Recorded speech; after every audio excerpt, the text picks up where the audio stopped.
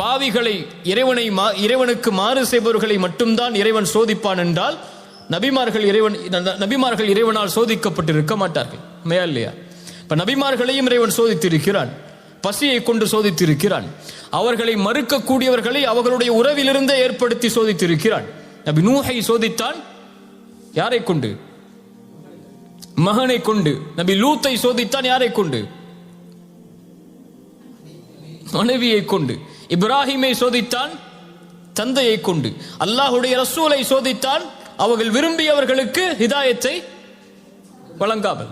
அல்லாஹ் ரப்புல் ஆலமீன் பாவிகளை மட்டும்தான் சோதிப்பான் என்று கிடையாது. அல்லதி خلق فليعلمن الله الذين صدقوا وليعلمن الكاذبين. ஏன் இந்த சோதனை? அந்த சோதித்து யார் வெற்றி பெறுபவர்கள், யார் உண்மையாளர்கள், அதில் யார் தோற்று பொய்யர்களாக மாறுபவர்கள் என்பதை இறைவன் பிரித்தறிந்துதான் உங்கள் ஈமானை இறைவன் அங்கீகரிப்பான். புரியுதா?